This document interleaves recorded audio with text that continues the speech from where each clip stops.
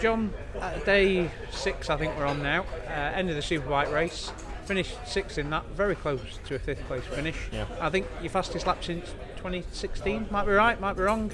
All in all, a pretty good day for you. Yeah, 2 seconds off my all-time personal best lap time from when I last won here in 15, but they're only numbers, mate. You know, at the end of the day, I really enjoyed it. I went out on the bike, I was away at number 1, hit all the marks, made no mistakes really. A couple of wobbles over, a couple of jumps, but we did see those on the yeah, telly. They were impressive. I don't know. I mean, you know, you're not going around at 132s and not having a couple of little wobbles. It's impossible. So, but yeah, 2 mint pit stops. I just never really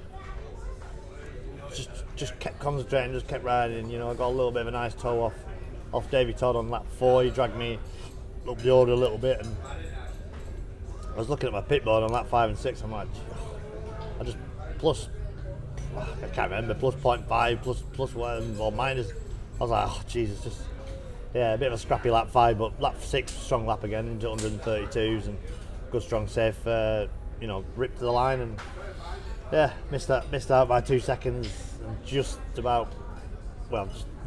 missed out beating James Hillier by a couple of seconds and just pipped Jamie Coward. So yeah, good race. Pleased for Dean on the podium. Bit of a weird race, you know, see Michael sat on the side of the road fixing his helmet. And how weird was that to see? Odd, yeah. I was like, I've never seen that at TT I seen before. them setting off, and then, you know, they were filling my bar. I thought Michael's away, that's good too. I sort of realised they were leading the race for Honda, and then I seen Toddy bike wouldn't go. I was like, oh, hey, might be getting my kecks off here for a new strip. And then went past Michael. I got a yellow flag at top of Braille. I was like, oh jeez, what's this? And noticed it was Michael. But then we're only at, you know, half a lap into that lap, and both of them come steaming past me. I was like, wow, you know, they were hauling, they were moving. So yeah, disappointing for Michael really. Sort of had one hand on the trophy there, and it's been in that position a couple of times myself. It's quite heartbreaking, but Hickey come through the back door, didn't he, and nicked that one, I think. But you don't nick races at TT, you earn them. So, but for me, good solid start to the TT campaign for me. It's 1 down, 3 to go. You know, I've got the nerves away a little bit now. I was a bit nervous for the start of it. And need to sharpen my pencil up a bit at the start. It's funny at number 1, you're sort of a bit of a sitting duck really. You sort of, you know, Dean come past Jamie, probably dragged him along a little bit, and then, you know, sort of probably, you know, maybe Hillier got a bit of a toe, but it is what it is. You know, I got a toe off Toddy, but I did my best, and that's all I can do is just my best, and I got another silver replica, so happy days. Anything that you can maybe do to the Superbike ahead of the senior to maybe just, I say easy because it's not easy riding a Superbike around here, but just to make it that little bit more easier for you? Maybe, I don't know what to do, but we'll have a look at the data and have a chat with the team, and we've got a day off tomorrow, so, you know, we can have a little bit more of a sit down and a chat. But I'm always a believer of the TT that the more time on the bike that you've got, even if it isn't 100% perfect, you learn more riding it and changing, because if you try and reinvent the wheel, you just end up coming back round to, you know, point A again. So mine was pretty good, to be fair. It didn't like the jumps. I had a moment over Crosby, had a moment over Braille again, and other than that, I outbraked myself a little bit at Ramsey Hairpin. Bit of a dust up with Jamie Coward. He passed me and he outbraked himself into the Craig, and I got back by him again, and he got back by me again, and he outbraked himself a little bit at Signpost Corner, so it was a bit of fun, you know. It was a good solid race. I mean, if I said I'm in the top 6, I'd be happy, you know, and most of the riders finished as well, so it was good pace, so happy enough. Do you have the same feelings as Dean said afterwards, that with a full fuel load the bike feels easier to ride than with a lesser fuel load? I say easier. Interesting what he said, you know. I'm still digesting it a little bit. It takes me a while just to figure it out. I don't, like, straight after it, I'll be laying in bed tonight thinking about stuff, and other stuff will come to me. No, I don't. I always felt like it was easier when the fuel load come down, but he might be right, thinking about it. Maybe it was a little bit more lively when the fuel come down and the tyre was getting a bit tired. I don't know. But just hard work, you know. But fair play to them doing 35s. I mean, I don't know how they're doing it. It's amazing lap times, but even doing 34s off a standing start, unbelievable. Yeah, and it wasn't the best of practice weeks. So, but if you put all my ideals together, my lad's been at it again, Statman. If you put my ideals together, I'm over 133, which is it's unofficial, innit? But I just need to string it all together, and we'll not be a million miles away from a PB. And if we do that, I think that's all we can do, you know. You feeling ready for the Superstock race on Tuesday? If we go ahead, because the weather doesn't look great, so if it does go ahead, are you feeling ready for it? Is it not looking good? It's not looking great, but... Oh dear. Maybe I shouldn't have told you that. I'll have a look at the weather, because you can't change it. Yeah, I mean, Slocker's going good. I've done some laps on it. It's been going good. It's a lot of riding on it in the BSB and things, so yeah, there's no reason why we can't be in the mix again. Yeah, I mean, looking forward to it. A little bit easier, 3 laps. It's not as hard as them 6 lappers they were. I was getting painful towards the end. The back was killing me. And I wasn't breathing. I wasn't panting or heart rate up. I was just like, stuff was just niggling me a little bit. But I spoke to Toddy. He's like, I'm knackered. I'm knackered. He says, and like everybody. I mean, Dean as well. Yeah, Dean said it's the most physically drained he's ever been. Yeah, but you know, warm up lap and 7 laps a day and whatever many laps yesterday, and a lot of pushing us, and you know, you need a rest. You need to recharge, and recharge day tomorrow will be good, and for everyone, not just me, for mechanics and everybody as well. So, but I was hanging on lap 5, and then lap 6 I found my groove again a little bit. So happy days up. Just before we let you go, because you're doing the 600 prize presentation this morning, you got very emotional. It's the first time I've seen John McGuinness cry. That was a pretty special moment to get your 100th TT start bike, wasn't it? And I know, and everybody knows that you weren't expecting it. It absolutely caught me off guard. That I had no idea, and to see everybody in here, some of the sparring partners, old and new, even Michael had his head round the corner, Michael Dunlop, which was really special.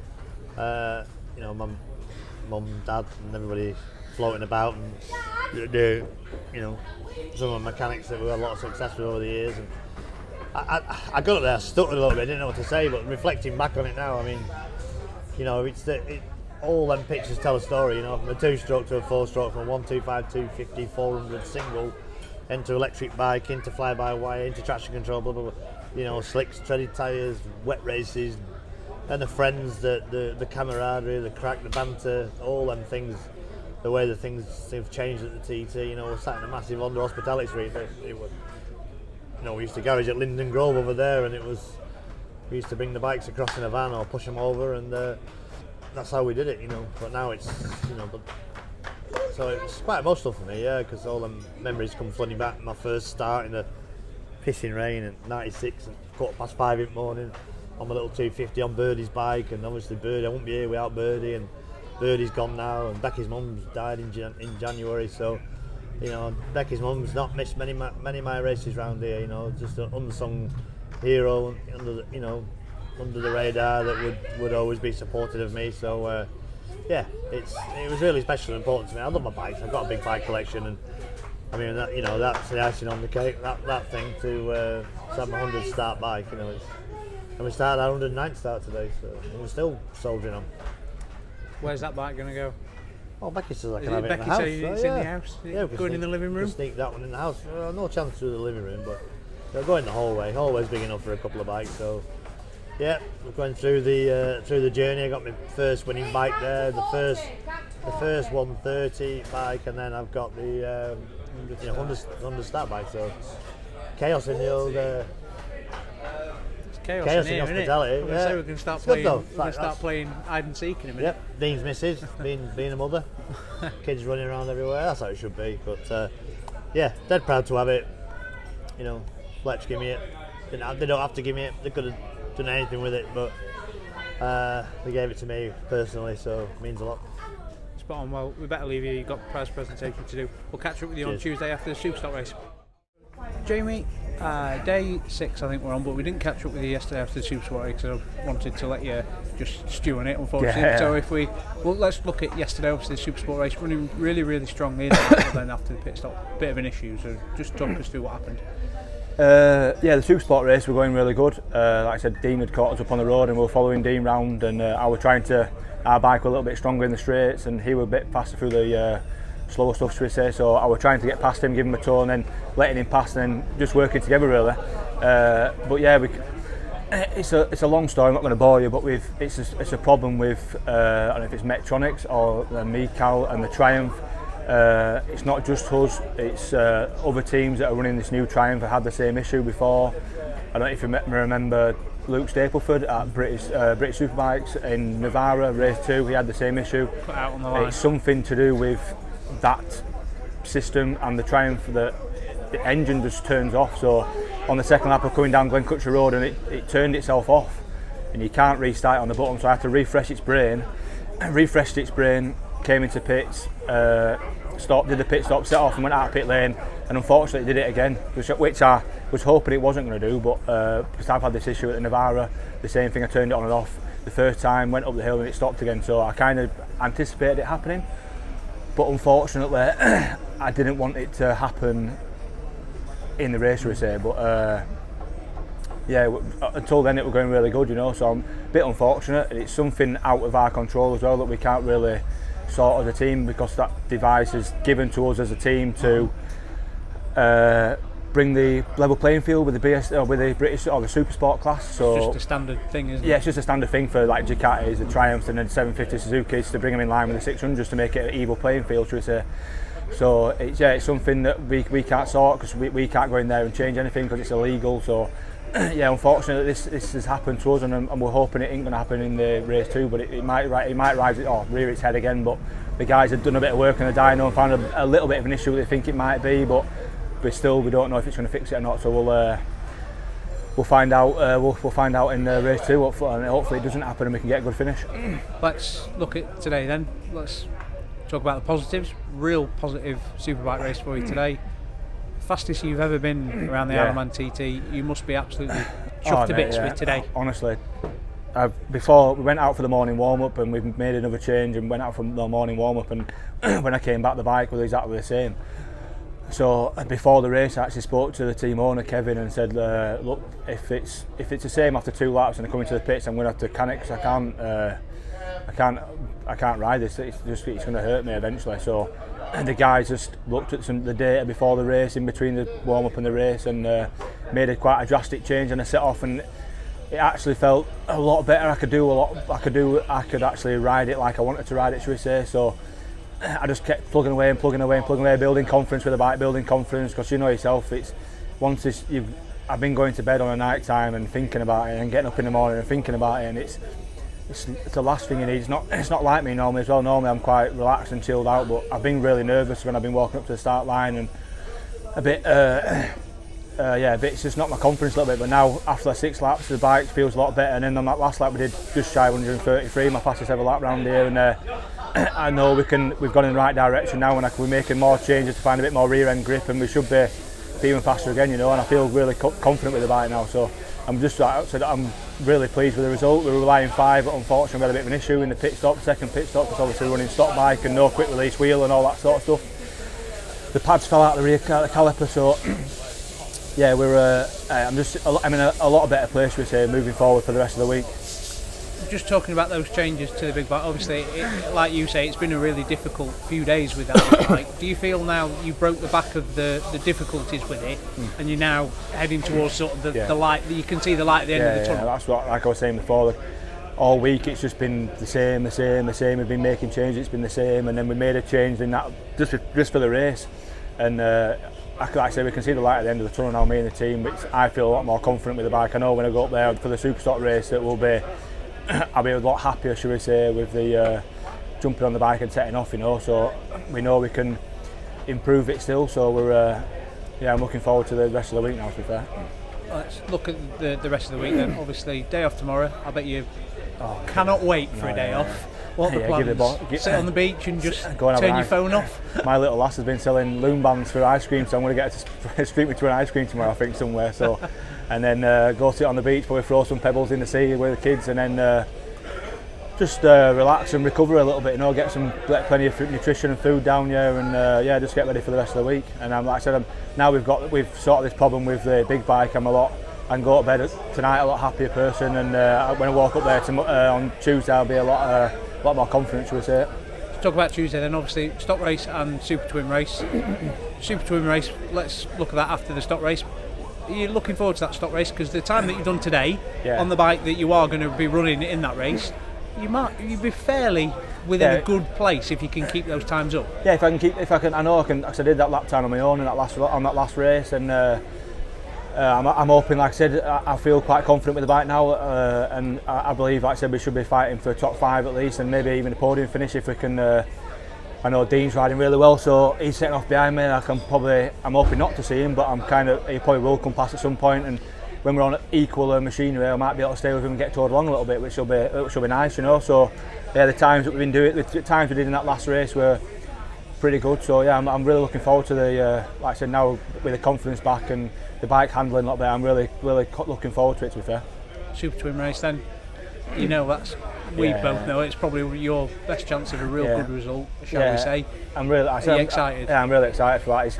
To be fair, it looks like it's going to be a really close race, because it's obviously myself, and if you look at the times, Pete's pretty good. Michael's obviously flying as well, and then there's Dom Herbertson as well. He's been booging on the pattern as well. So there's a few other people as well. So it's going to be a tough race, but the twin race as well. It's a race in attrition, so you've got to keep it to the end. But we'll give it my best shot, go like clappers, and then we'll see where we are at the end. Well, Jamie, thanks very much for your time. Enjoy your day off tomorrow. Oh yeah, we'll do. And we'll catch up with you Tuesday after the Super Tour race. Thank you very much. Nathan, end of day 6, I think we're on now. We've just finished the Superbike race. Just talk us through it. Obviously, after lap 1, you've done your fastest ever lap, officially the fastest ever lap that you've ever done around the Isle of Man, and then unfortunately broke down towards the sort of start of the lap, really. Bit frustrated, I suppose, a bittersweet end to what was a start to a very good race for you. Yeah, obviously looking at the positives and the negatives. Obviously the negative is I didn't finish the race, but the positive is obviously basically banging on the door of like a blink of an eye for a 129 standing start, which is obviously a massive step for me.